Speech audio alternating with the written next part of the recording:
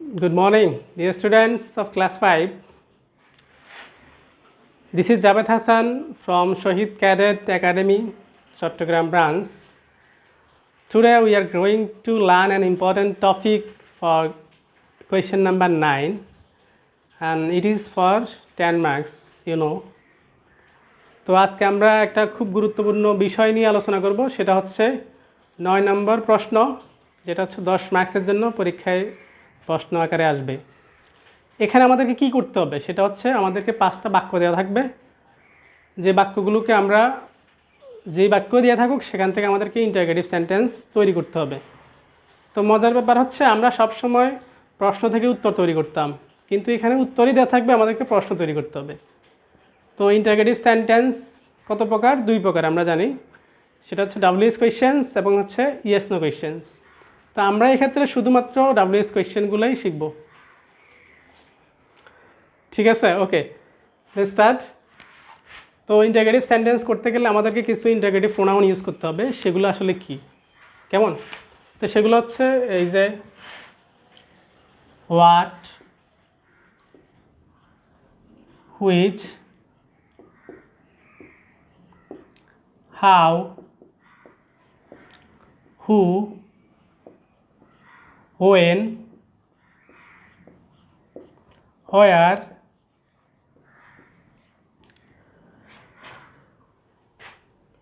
তো এগুলো আসলে কি, হোয়াট হচ্ছে কি, এটা আসলে কোথায় ইউজ করব? যেখানে কোনো একটা নাম পাবো, নাউন অথবা প্রোনাউনের ক্ষেত্রে, কেমন?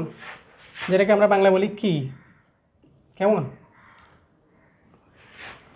ওকে, সরি। হুইচ কোনটি, এটা কোনো স্থানকে নির্দেশ করবে। হাউ কিভাবে, হু কে, হোয়েন কখন, হোয়ার কোথায়।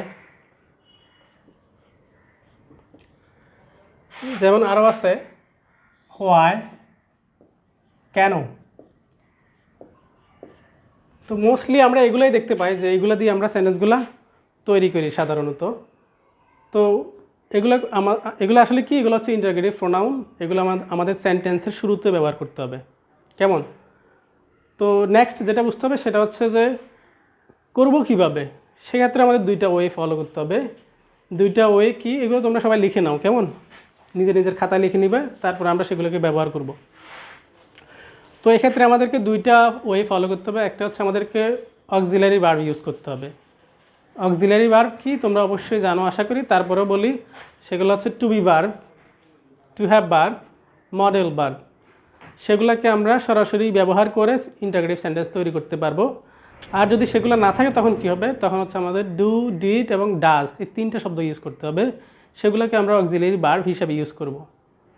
তবে এখানে একটা বিষয় অবশ্যই মনে রাখতে হবে, সেটা হচ্ছে ডু, ডিড, ডাজ ইউজ যখন করব, ব্যবহার যখন করব, তখন আমাদেরকে মেইন ভার্বটা আবার বেস ফর্মে লিখতে হবে। অ্যাজ বা ইয়েস বা পাস্ট ফর্মে রাখা যাবে না, কেমন?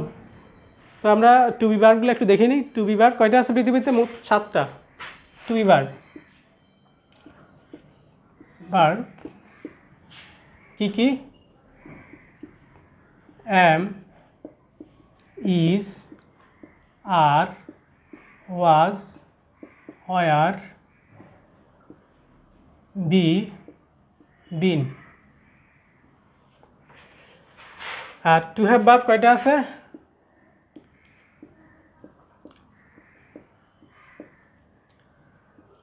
অনলি 3টা। কয়টা? শুধুমাত্র 3টা। কি কি? হ্যাভ, হ্যাজ এবং হ্যাড। লুক এট দিস, যে বি হচ্ছে এখানে base form, be to be verb. আর টু হ্যাভ ভার্ব, হ্যাভ হচ্ছে এখানে বেস ফর্ম। হ্যাজ হচ্ছে থার্ড পারসন সিঙ্গুলার নাম্বারের জন্য, আর হ্যাড হচ্ছে সব সময় সকল পাস্ট টেন্সের জন্য, কেমন? তাহলে মডেল ভার্ব কি আছে সেগুলো একটু দেখি।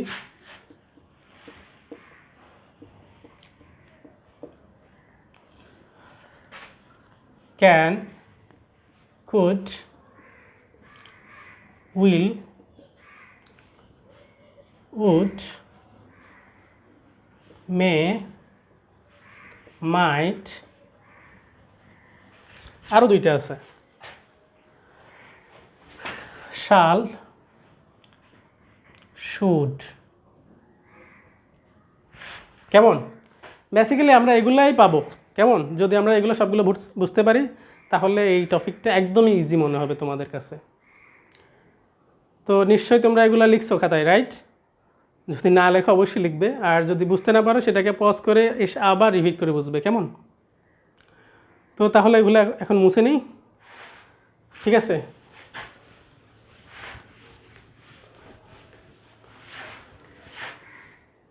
কেমন?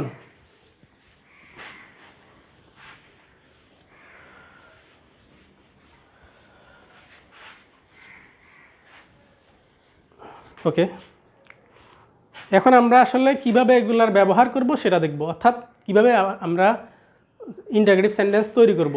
তো উদাহরণস্বরূপ আমরা দেখতে পারি এরকম, প্রথমে হোয়াট দিয়ে দেখি।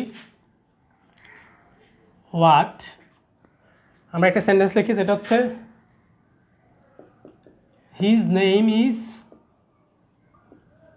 মিস্টার করিম। কেমন? তো ধরো এখানে আন্ডারলাইন দেওয়া আছে এই ওয়ার্ডটাকে। কেমন? তো এটা আসলে কি একটা ব্যক্তির নাম। কেমন? তাহলে আমরা এটাকে ইন্টিগ্রেটিভ সেন্টেন্স করলে কি হবে? ওকে, হোয়াট ইজ হিজ নেম। অবশ্যই এখানে ইন্টারোগেশন দিতে হবে, অর্থাৎ প্রশ্নবোধক চিহ্ন দিতে হবে। কেমন? What is his name. Okay, then আমরা যদি লিখি যে হু,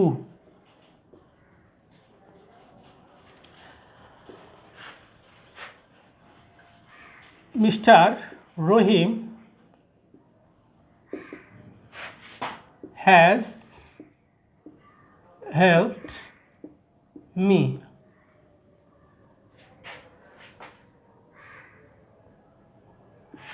সরি, এখনও তো ইন্টারগ্রেটিভ সেন্টেন্স করিনি। কেমন? এখানে একটা জিনিস অবশ্যই খেয়াল করছো, যেটা হচ্ছে আমরা টু বি ভার্ব এখানে ইউজ করছি। কেমন? হোয়াট ইউজ করলাম, তারপরে ইজ ইউজ করলাম, আর বাকিটা এখান থেকে নিলাম হিজ নেম। ঠিক একইভাবে আমরা এখানেও একই কাজটা করব। তো এখানে ধরো দেওয়া আছে কোথায়? এখানে মিস্টার রহিম। তো আমরা হু ইউজ করতে পারি এখানে। কেমন? হু। তো বাকিটা আমরা এখান থেকে নিব। কেন এখান থেকে নিব আগেই বলছি, যে টু হ্যাভ ভার্ব থাকলে আমরা সেগুলোকে সরাসরি ইউজ করতে পারবো। কেমন? তাহলে এখানে অবশ্যই টু হ্যাভ ভার্ব দেখতেছো, has. Who has helped me. অবশ্যই ইন্টারোগেশন দিতে হবে। কেমন? এখানে একটা বিষয় বলে রাখি। কেমন? যখন টু হ্যাভ ভার্ব থাকবে এরপরে কোনো যদি ভার্ব ইউজ হয় কখনো কোথাও, তাহলে সেটা সবসময় পাস্ট পার্টিসিপাল ফর্মেই হয়। তারপর হচ্ছে when,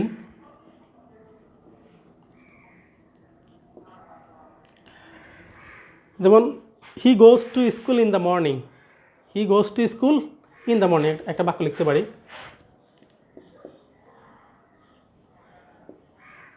goes to school in the morning. কেমন? আশা করি বোঝা যাচ্ছে। He goes to school in the morning. তো এক্ষেত্রে আমরা যদি আন্ডারলাইন এখানে দেখি যে ইন দ্য মর্নিং কখন, তাহলে সেক্ষেত্রে আমরা ইউজ করবো কি? ওয়েন। ওয়েন। এক্ষেত্রে খেয়াল করো যে এখানে কিন্তু to be verb, to have verb বা অক্সিলারি ভার্ব নেই, অর্থাৎ অক্সিলারি ভার্ব নাই।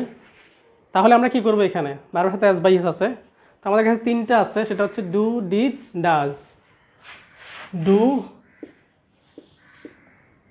Does, did. যদি ভার্বের সাথে অ্যাজ বাই এস থাকে তখন ইউজ করব ডাজ, যদি না থাকে ডু, আর সকল পাস্ট টেন্সের সময় did. Okay, when does he go to school. খেয়াল করতে হবে যে আগে বলছি যে এখানে অ্যাজ বাই এস যেটা থাকবে সেগুলো তুলে দিতে হবে, যে আমরা এখানে ডাজ যখন ইউজ করবো, অর্থাৎ এই তিনটা ডু, ডিড, ডাজ। তাহলে আরেকটা দিয়ে প্র্যাকটিস করি। What, who, when, where.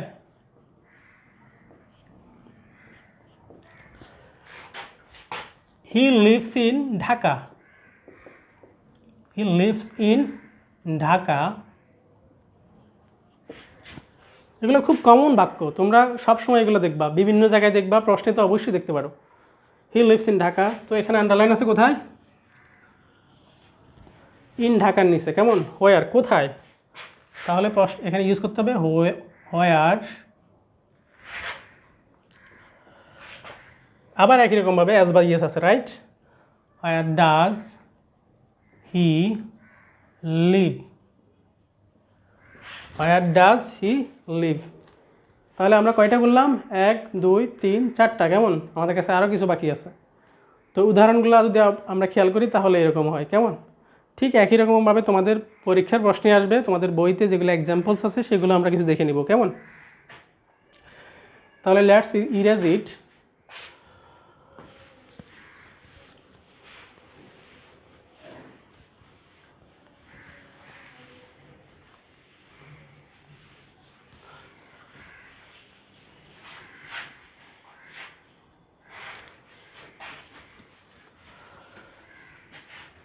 How.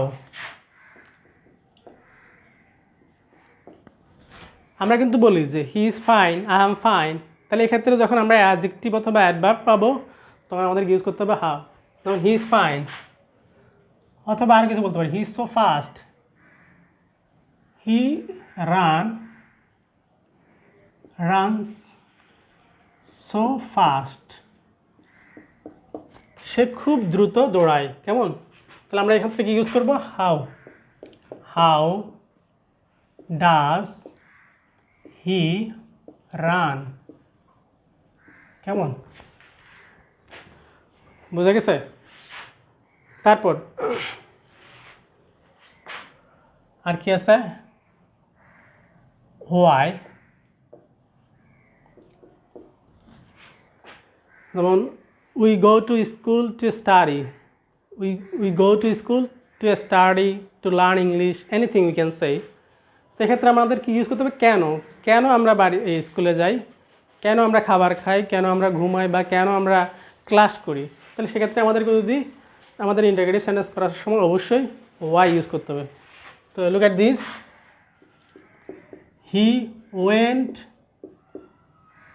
There to play.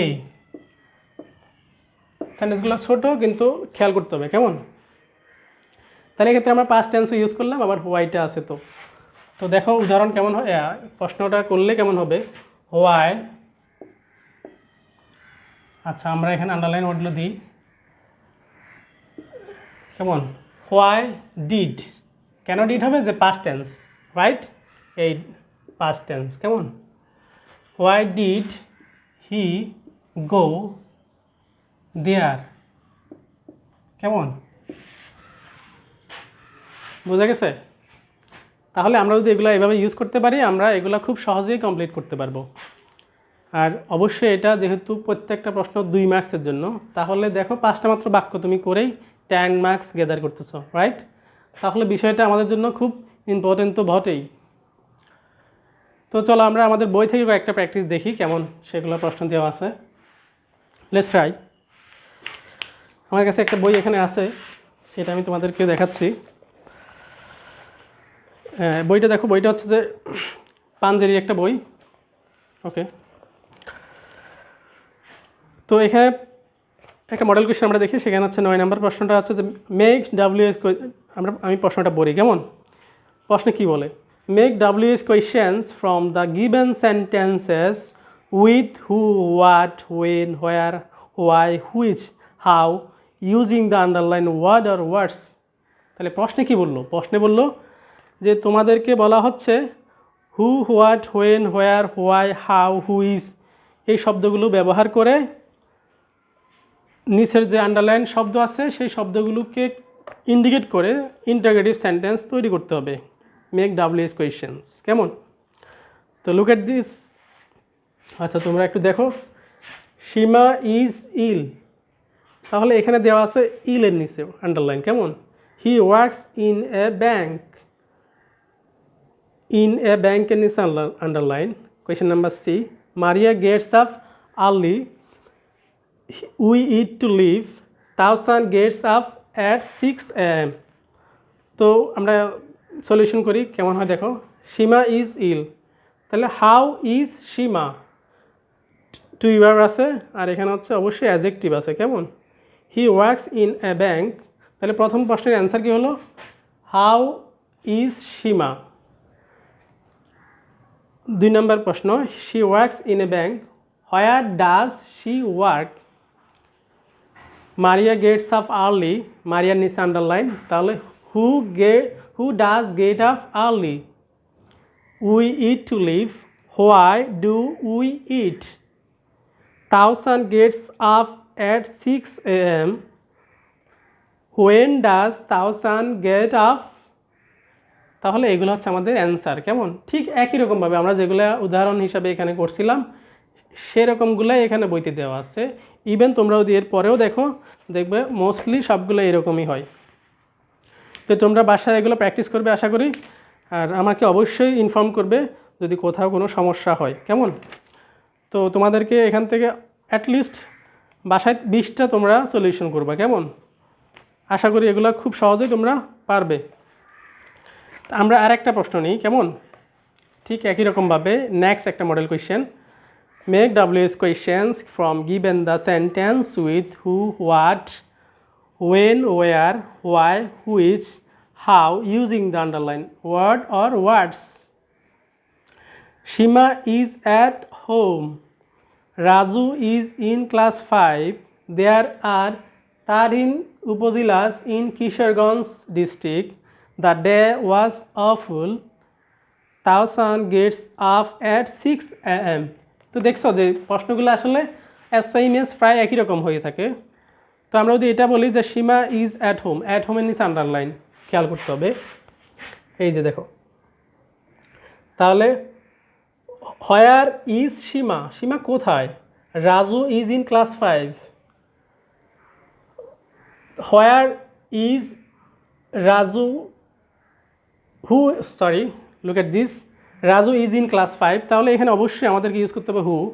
তাহলে হু ইজ ইন ক্লাস 5, যেটা আমরা এখানে একটা করছিলাম কেমন। There are 13 upazilas in Kishoreganj district, তাহলে how many upazilas are there in Kishoreganj district. The day was awful, এক্ষেত্রে আমাদের হাউ ইউজ করতে হবে। How the day was, Tawsan gets up at 6 AM। So এখানে অ্যান্সার কী হবে, when does Tawsan get up কেমন। তো বিষয়গুলো খুবই সহজ, তোমরা জাস্ট একটু খেয়াল করবা, আর যদি এখানে কোনোটা না বুঝতে পারো সেগুলোকে আবার রিপিট করে এসে আবার দেখে নিবা কেমন। তাহলে আজকের মতো গুড বাই, ভালো থাকবা।